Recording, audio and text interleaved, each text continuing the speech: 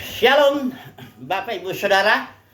Kita melanjutkan studi kita masih di kitab 2 Tawarik, masih juga mengenai Raja Hizkia.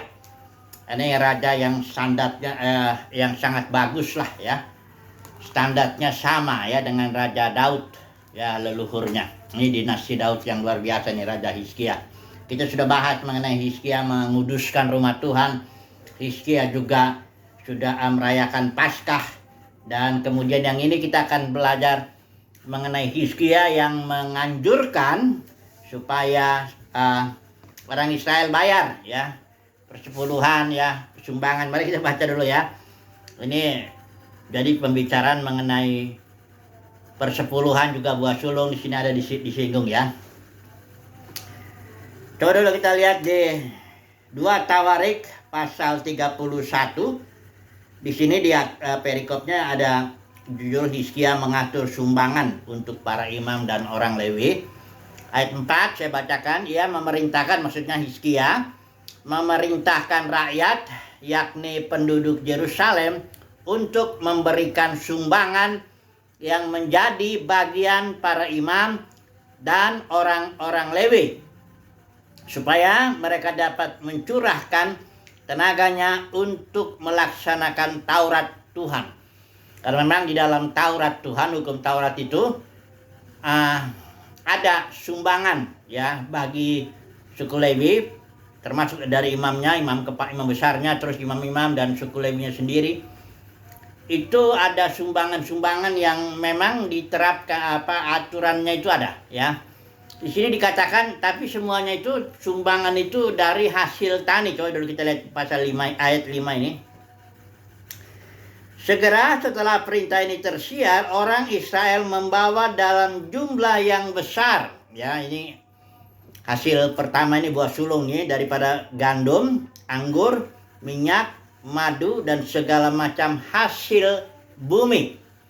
Jadi baik buah sulung, persepuluhan juga itu dari hasil bumi ya. Mereka membawa juga, ayat selanjutnya, kalimat selanjutnya, mereka membawa juga persembahan persepuluhan dari segala sesuatu, hasil bumi itu konteksnya ya, dalam jumlah yang besar ya. Katakan ayat 6, orang Israel, orang Yehuda yang tinggal di kota-kota Yehuda juga membawa persembahan persepuluhan yang terdiri dari ternak ya, termasuk hasil bumi itu ternak, lembu sapi, kambing domba, dan persembahan persepuluhan yang terdiri dari persembahan kudus yang telah dikuduskan bagi Tuhan ya. Kemudian mereka meletakkannya bertimbun-timbun. Ini dia ada di rumah Tuhan tuh ada perbendaharaannya. Jadi makanya Maliaki 3 ayat 10 itu Tuhan menegur orang Israel harus kasih dulu semua ya persembahan persepuluhan dari hasil tani mereka, dari hasil bumi, dari ternak.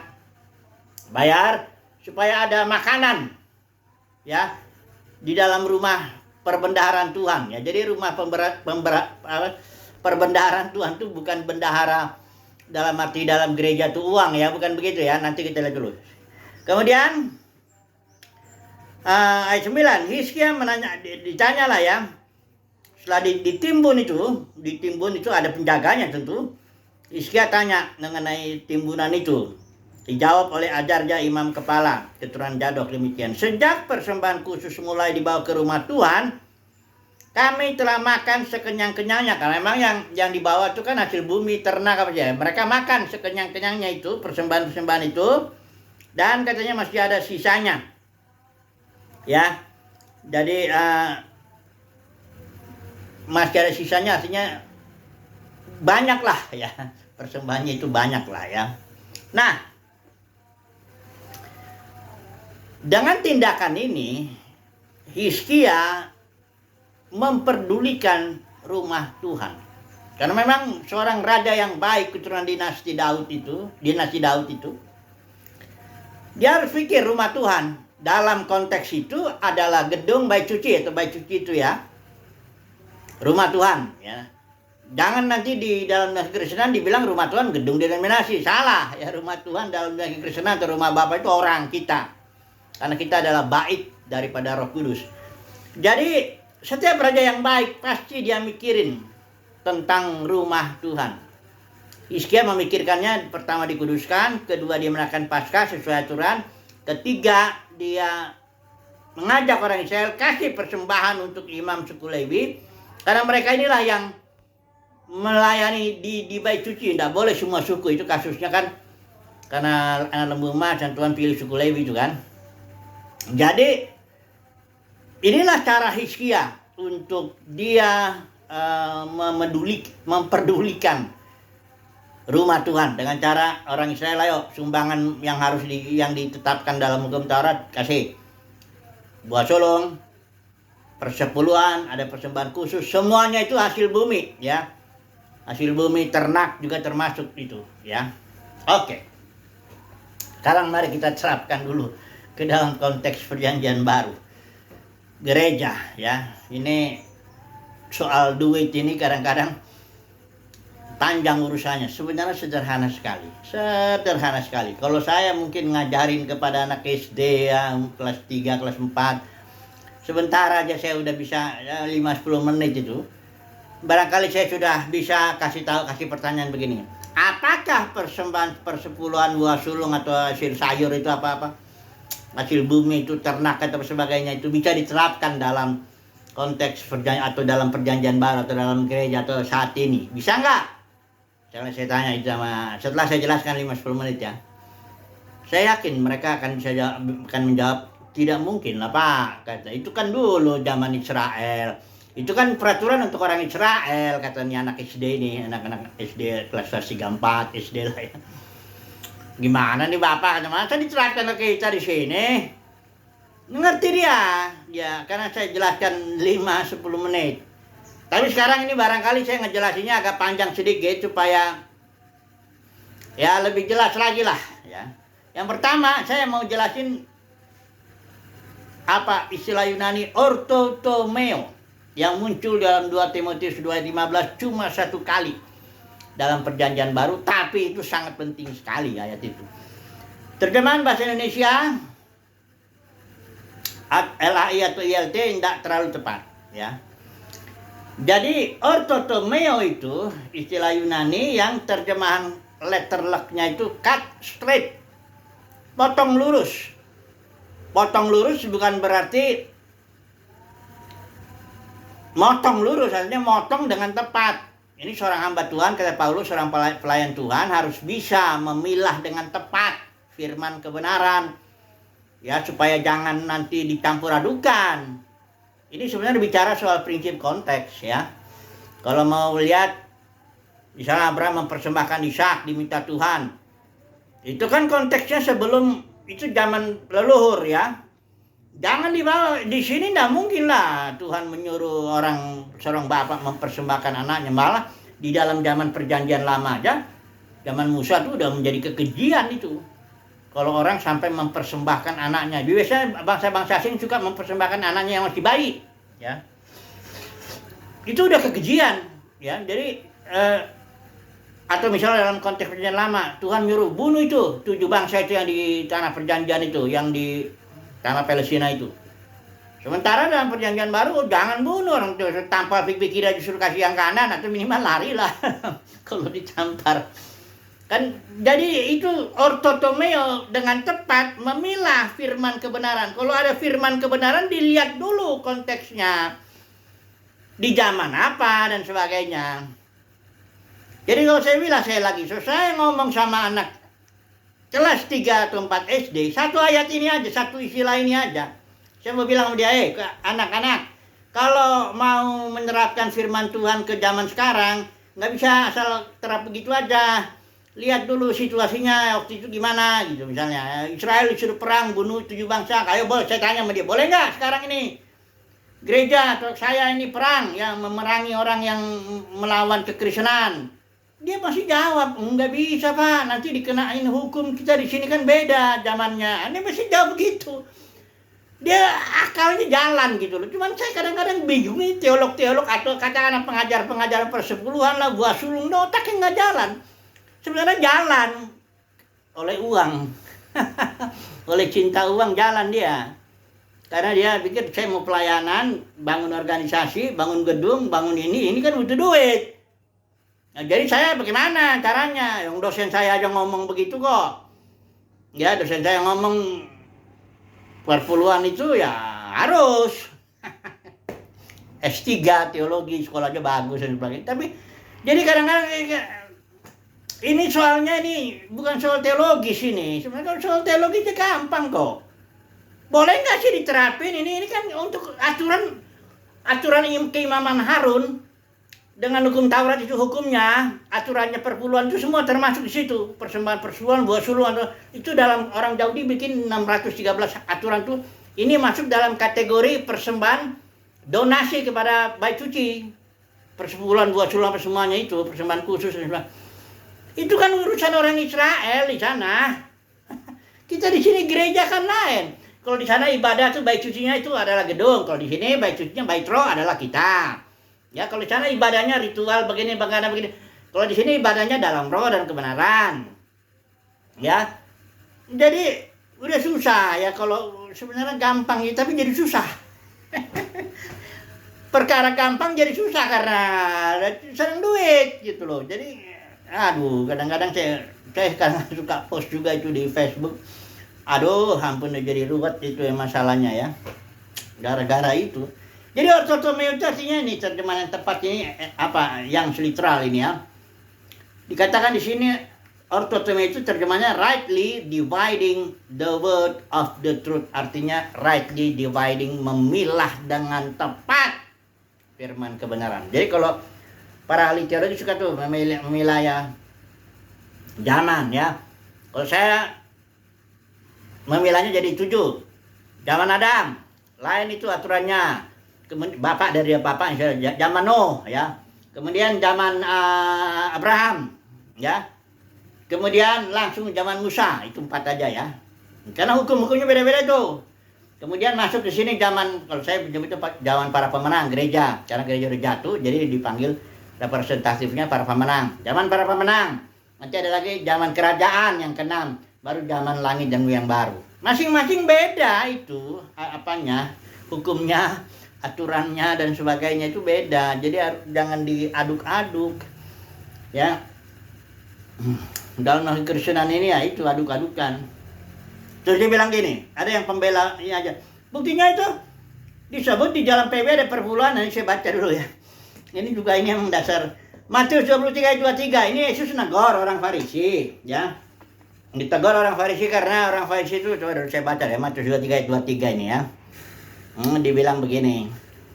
Celakalah kamu, hai ahli Taurat dan orang-orang Farisi, hai kamu orang-orang munafik, sebab persepuluhan dari selasi, adas manis dan jintan, ini soal sayur-sayuran ini, kamu bayar, tetapi yang terpenting dalam hukum Taurat kamu abaikan, yaitu keadilan dan belas kasihan dan kesetiaan. Perhatikan nih, ini ayat yang dicomot ini ya.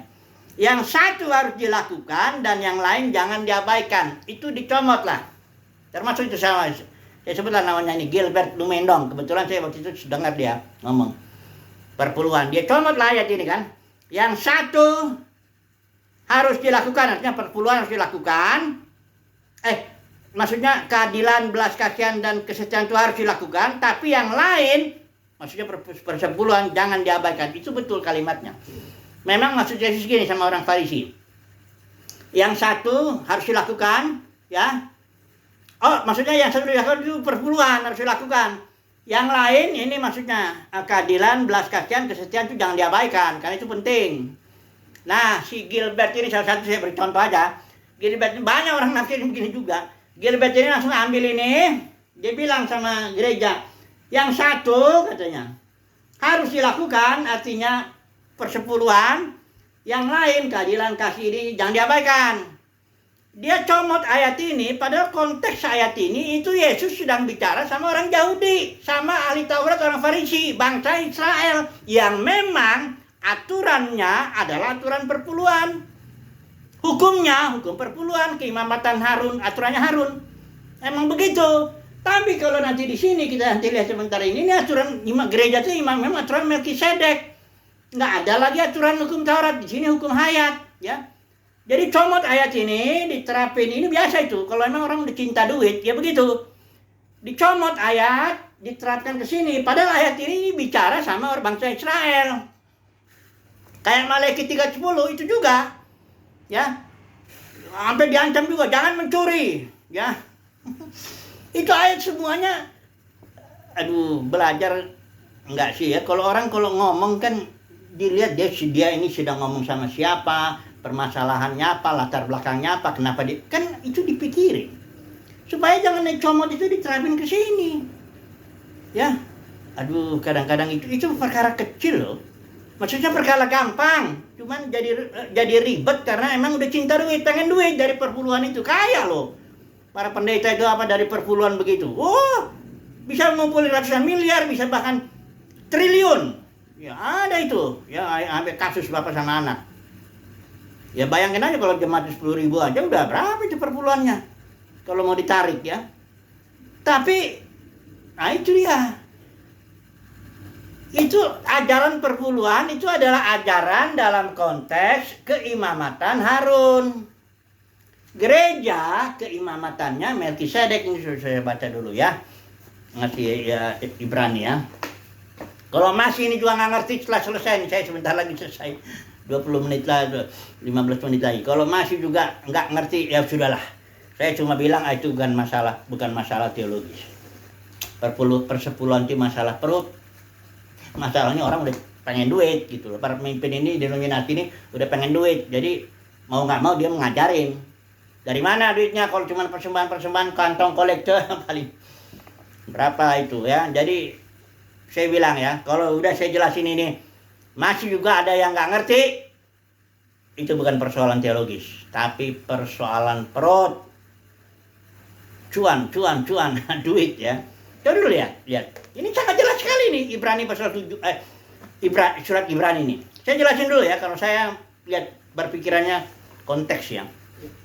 Ibrani itu 13 pasal, kitab Ibrani. Ini saya yakin ditulis oleh Paulus ya, saya punya alasan untuk itu, tapi enggak saya bicara di sini.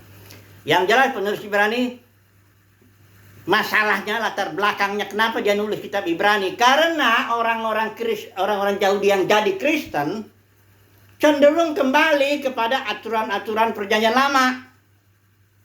Dia lamban dalam mendengarkan. Injil itu bukanlah perjanjian lama, itu seluruh hukum Taurat sudah digenapi oleh Yesus dengan mati bangkit, dan dia memberikan roh hayat, roh pemberi hidup. Jadi hukumnya hukum hayat, bukan lagi hukum Taurat. Ini konteks Ibrani ini 13 pasal dijelasin, engkau tuh lamban sekali dalam mendengarkan. Seharusnya kalau menurut waktu, kata penulis Ibrani, engkau sudah jadi pengajar. Tapi kenapa lamban sekali engkau? Kenapa masih mau balik lagi kembali kepada aturan-aturan hukum Taurat? Sama seperti jemaat Galatia, karena diajarin balik lagi, ngajarin sunat, melihara hari ini, hari itu dan sebagainya. Kamu udah mulai dari roh, balik-balik lagi ke aturan-aturan hukum Taurat. Nah, disinilah dijelasin. 10 pasal kitab Ibrani ini ngejelasin, ngebandingin. Yesus dibandingkan dengan malaikat sebagai utusan. Yesus dibandingkan dengan Musa sebagai rasul. Yesus dibandingkan dengan Harun dalam imamat. Ini yang mesti bicara ini di pasal 7 ya. Dibanding-bandingkan, kesimpulannya lebih baik, perjanjian baru ini lebih baik dari perjanjian lama. Karena itu kenapa kamu mau balik-balik lagi ke situ? Kamu ini adalah imam-imam menurut aturan Melkisedek, karena kamu itu saudara-saudara Yesus. Di ayat 2 itu, di pasal 2 itu ya. Yesus tidak malu menyebut itu saudara, karena kita sama ya. Jadi kenapa kamu mau balik? Nih, makanya saya ajarin di sini hanya sekedar ayat yang pasal 7-nya aja. Tapi lihat ya, jalan berpikir kitab Ibrani itu sedang membanding-bandingkan. Yesus dibandingkan malaikat lebih baik. Yesus dibandingkan Musa lebih baik. Yesus dibandingkan Harun keimamatannya ini. Yesus itu Yesus itu imam besar, tapi menurut aturan Melkisedek ini lebih baik daripada Harun gitu loh. Nah, baru pasal 11, ini 10 pasal kan soal membanding-bandingkan. Pasal 11 bicara soal iman. Kenapa? Karena iman itu timbulnya dari pendengaran akan firman. Nah, kamu itu katanya orang Ibrani, kau lamban sekali dalam mendengar. Makanya di sini penulis Ibrani itu beri contoh-contoh pahlawan-pahlawan iman. Yaitu orang-orang yang mendengar dan timbul iman dan melakukan tindakan berdasarkan imannya. Ya, baru pasal 12-13 memberikan nasihat-nasihat praktis. Ini seluruh kitab Ibrani gampang, jelas. Nah, di pasal 7 ini sedang bicara Kristus dibandingkan dengan Melkisedek. Ceritanya Abraham memberikan persepuluhan, kan? Abraham memberikan persepuluhan kepada Melkisedek, raja Salem itu, ya. Nggak usah kita baca ya, itu ada di Kejadian, kelamaan kita. Yang penting ini ditangkap dulu ya. Tapi ini aja lah, pikirannya dibersihkan dulu dari cinta uang supaya ngerti Alkitab. Jadi kalau orang udah cinta uang kayak Bileam, udah nggak melihat lagi. Bileam itu cinta uang. Kenapa? Waktu ini saya bilang cara Bileam dulu sebelum ini. Bileam itu, karena ini gampang, Ibrani itu gampang. Nanti saya kasih tahu deh. Bileam itu cinta uang. Ketika datang orang-orang yang utusan Balak itu kan, tolong kutukin itu Israel, ya. Terus tunggu dulu ya, saya tanya dulu sama Tuhan. Dia tanya sama Tuhan, gimana? Itu ada utusan Balak suruh aku ngutukin bangsa itu. Tuhan bilang, ya jangan, itu udah diberkati itu. Ya. Jangan, suruh dia pulang. Bileam suruh pulang. Enggak boleh. Tuhan enggak mengizinkan aku. Nah, si Balak enggak si raja Moab ya. Raja Moab dan Midian, Moab ya. Enggak pada semangat dia. Kirim lagi dengan upah yang lebih tinggi, ya. Nah, harusnya datang kedua kali itu, harusnya Bileam jawab aja. Kan Tuhan bilang nggak boleh, aku nggak boleh pergi dengan kamu. Tapi Bileam ini namanya duit ya, aduh tambah gede nih duitnya nih. Gimana ya? Tunggu dulu deh sini deh katanya. Saya mau tanya Tuhan dulu. Ini kan tipunya itu. Bukan mau tanya Tuhan dia. Dia pengen duitnya itu karena upahnya naik. Jadi pura-pura dia tanya Tuhan. Ini orang yang pura-pura tanya Tuhan ini kalau udah hatinya cinta uang nggak bisa. Makanya Tuhan izinkan aja. Kalau ditanya lagi, yang kedua kan kenapa Tuhan yang pertama bilang nanya sama Tuhan, Tuhan bilang jangan. Kok yang kedua Bileam nanya, Tuhan bilang ya udah, pergilah dengan dia. Tapi apa yang hanya yang ku bilang ya. Nah, di tengah jalan Tuhan marah. Ya memang marah lah sama Bileam. Itu udah dibilang yang pertama jangan pergi. Ya. Kok nanya lagi yang kedua? Apakah ya jelas kan upahnya naik. Nah, ini udah cinta duit, cinta upah Bileam ini. Dan akibatnya Bileam enggak punya penglihatan rohani bahwa pedang Tuhan itu, malaikat Tuhan itu udah siap itu. Kalau Bileam itu jalan terus dang dipancung kepalanya hilang langsung itu. Ya. Untung si keledai itu, mata keledai itu tajam juga. Lebih tajam daripada Nabi cinta uang ini. Hamba Tuhan cinta uang udah, namanya hamba Tuhan cinta uang. Hamba Manon. Tapi pelayan Tuhan ngakunya. Pendeta juga banyak ngakunya begitu. Penglihatannya nggak ada lagi. Keledai itu, awas itu ada malaikat bawa pedang. Kalau kita maju ke apa kita? Dipenggal. Tapi kalau Bileam ini karena udah cinta uang dia bisa lihat. Malah keledainya yang dipukul. Jadi saya lihat ini saudaraku yang saya jelasin ini sebentar ini Ibrani pasal 7 ini, karena ini konteksnya kan sedang membandingkan.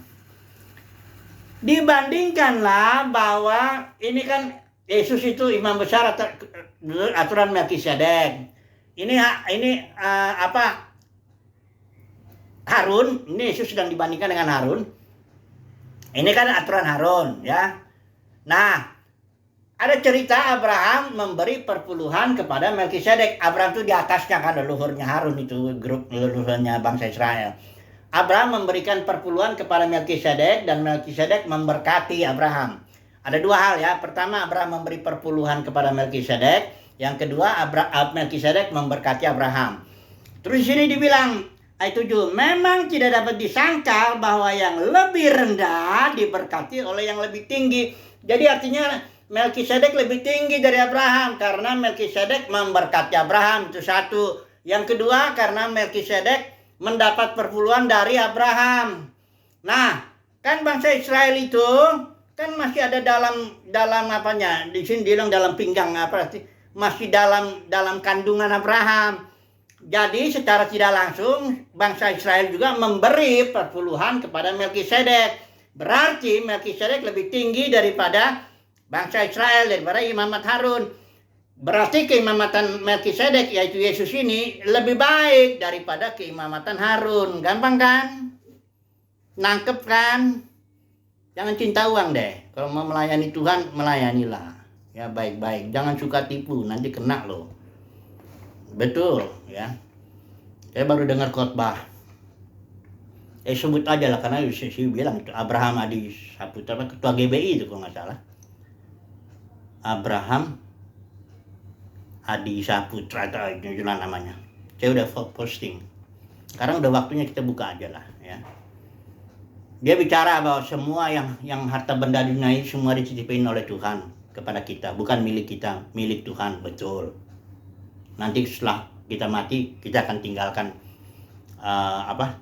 tinggalkan itu semua harta benda, betul kan? Nah, tapi dibilang yang kekal itu katanya apa yang kita tabur dalam ladang Tuhan. Artinya yang kekal itu yang ngasih duit itu loh kepada ladang Tuhan, yang maksudnya tentu ya gereja, denominasinya lah itu maksudnya kan. Harusnya kan di Alkitab bilang harta itu ada dua. Ada harta yang sementara kita pakai di bumi ini, perlu itu ya, harta itu hanya jangan dikumpulkan bertumpuk-tumpuk betul. Ya, jangan kumpulkan bagimu harta di bumi ya. Karena di bumi dan karat ya. Seberapa secukupnya aja Tuhan pun berikan pada kita makan, minum, pakaian secukupnya, itu kan doanya. Kemudian ada harta sejati. Harusnya si pengkhotbah ini ngubungin dong, ini bandingkan antara harta di dunia dengan harta yang dalam berjana tanah liat di surat Korintus itu, harta yaitu Kristus dalam batin. Jangan dibandingkan ini harta dunia ini dengan cara menabur itu jadi kekal. Siapa bilang menabur itu ngasih duit sama denominasi itu berarti kekal? Kalau ngasih duitnya nyogok, ngasih perpuluhan, nanti kalau diberkati nyogok Tuhan, bayangkan loh Tuhan dicogok. Ini kacau ini. Ini sama juga yang khotbahnya ngajarin cinta uang, yang barangkali yang memberikan juga yang memang cinta uang juga, dia pengen ngasih 10, nanti dapat lagi lebih banyak. Susah kalau orang udah cinta uang, susah, nggak ngerti, nggak ada ajaran menaburnya model begitu tuh, nggak ada. Ya, kalau harta yang kita di dunia ini dibandingkan dong dengan harta kekal yang dalam batin, Kristus dalam batin, Christ in you, the hope of glory gitu. Udah ngerti belum nih? Ya. Kalau udah ngerti ini sebenarnya uang gereja mula-mulanya ada contohnya ya. Mereka uang dikumpulin aja, bagi-bagilah ya. Ada yang jual ladang, kerelaan. Kalau memberi dalam perjanjian baru itu kerelaan, digerakkan roh. Karena emang ibadahnya ibadah dalam roh, mengikuti pimpinan roh. Digerakkan ya, kumpulin, bagi-bagi lah udah. Itu juga bukan yang rasul-rasul yang ngerjain, supaya rasul-rasul itu fokus pada firman dan pada doa dan firman. Yang bagi itu panggil ditetapin 7 orang diaken lah itu. Tolonglah atur supaya pembagiannya, karena ada juga masalah dalam pembagian. Ada lagi masalah Ananias Safira ya. Dia memberi tapi motifnya nggak benar ya. Akhirnya kena penghakiman. Jadi Paulus juga ajarannya sederhana mengenai uang itu. Pokoknya berikanlah ya serelanya ya, yang sesuai digerakkan Tuhan. Dan uang itu dipakai bukan buat kumpul-kumpul bangun gedung atau bangun kerajaan sendiri, bangun denominasi, bukan begitu. Emang belum ada pada gereja, masih satu organisme. Uang itu dikumpulin buat orang-orang kudus yang kekurangan, yang apa. Paulus juga pelayanannya salah satu ngumpulin duit dari gereja ini. Kalau gereja Yerusalem yang kesusahan, Paulus ambil dari beberapa dari bangsa-bangsa lain, hasilnya kasih gereja di Yerusalem. Nggak ada dia makan. Dia memang Paulus sekali-kali dapat dukungan juga dari gereja Filipi. Kalau gereja Filipi rela memberi. Rasul-rasul 1,5 ayat pun nggak ada bicara persepuluhan, nggak ada bicara buah sulung apa, nggak ada sama sekali. Hanya 4 kali ini muncul perpuluhan ini. Matius 23 dan Lukas 11 sama ceritanya. Lukas 18 itu juga kebanggaan aja, orang Farisi bangga dia, saya bayar 10. Itu semuanya orang Israel. Ibrani 7 baru yang ini tadi. Ya, nggak ada di. Tapi ya gini deh. Nah, dalam kekristenan ini, saya udah bilang berhalanya itu kemuliaan manusia, kemuliaan lahiriah yang ditopang oleh mamon apa semua. Jadi makanya ajaran dalam kekristenan itu memang mamon. Ya, karena itu apanya? Katakanlah bahan bakarnya. Dunia kekristenan nggak akan bergerak kalau nggak ada mamon. Ya, lain gereja mula-mula bergerak aja. Cinta Tuhan, cinta jiwa, dia menginjil karena nggak perlu bangun gedung, nggak ada pemimpin yang narik murid, nggak ada. Ya udah, hidup alamiah, bergerak secara alamiah, nggak ada masalah. Kok di sini lain. Ini kalau dunia ini kan sistem grup ya. Grup-grup itu nggak jalan kalau nggak ada duit. Kalau teologi itu grup. Ini ada dalam pelayanan denominasi ini grup gitu semuanya tuh. Kelompok-kelompok yang bekerja menurut aturan tertentu. Dan kalau nggak digerakkan oleh duit, nggak jalan. Pelayanan itu nggak jalan. Makanya duit. Mau nggak mau. Dunia kekristenan ngomongnya duit. Mau nggak mau. Karena kalau nggak ada duit, nggak jalan itu pelayanan. Runtuhlah dunia kekristenan itu kalau nggak ada duit. Ya.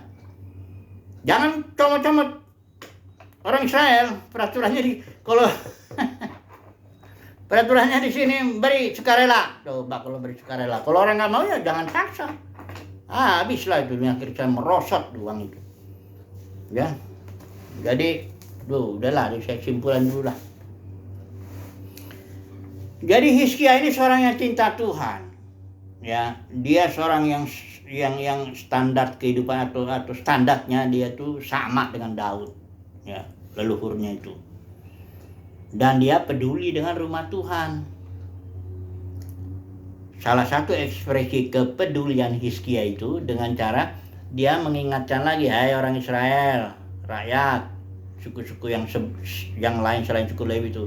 Ingat ya aturan, kumpulkan ke sini untuk imam-imam untuk suku Lewi supaya mereka bisa fokus melayani di rumah Tuhan. Rumah Tuhan itu gedung ya. Sekarang kalau di sini dalam konteks Perjanjian Baru Hizkia yang cinta Tuhan ini, coba lihat Paulus yang cinta Tuhan, ya Yohanes yang cinta Tuhan, Petrus cinta Tuhan, ada nggak bicara perpuluhan? Ada nggak minta duit untuk pelayanannya? Karena memang dia nggak bangun denominasi persoalannya. Paulus juga kerja. Kalau memang dia perlu dia kerja bangun tent maker. Nggak ada. Uang dikumpulin dia, Paulus gerakin. Ayo bangsa-bangsa lain. Kalau orang Yahudi sudah memberikan harta rohani, ya masa kamu nggak kasih dia harta ini, sedang kekurangan nih. Itu Paulus bicara untuk gereja di Yerusalem. Nggak ada untuk pribadi mereka ini yang tiga ini top ya, pemimpin top gereja mula-mula ini Paulus, Yohanes dengan Petrus. Tak ada sedikit pun bicara perpuluhan, setengah ayat pun. Nggak ada, jangankan satu ayat, setengah ayat. Jadi para pemimpin denominasi ngajarin itu dari mana ayatnya? Ya memang kalau mau comot-comot ayat ya bisa aja, comot-comot ayat atau cocok-cocokin itu ya. Jadi udahlah, cukuplah saya ya. Ini memang saya bicara sama umat pilihan Tuhan sih ya, bukan sama orang yang dipanggil. Kalau orang yang dipanggil aja udah kenalah uang itu ya. Soalnya gini, orang masuk dalam pelayanan dalam kekristenan, apa yang dicari coba? Kalau nggak uang dan jabatan. Karena itu ukuran suksesnya. Kalau pendeta besar katanya, besar apanya? Banyak narik orang, banyak narik duit, bangun gedung yang besar dan sebagainya gitu. Jadi susah memang. Tapi apa yang saya katakan ini adalah untuk umat pilihan Tuhan. Yang bukan hanya dipanggil, tapi dipilih. Untuk belajar, mendapat kasih karunia, untuk cinta Tuhan. Ya, untuk berpikir harta dalam batin, Kristus dalam batin.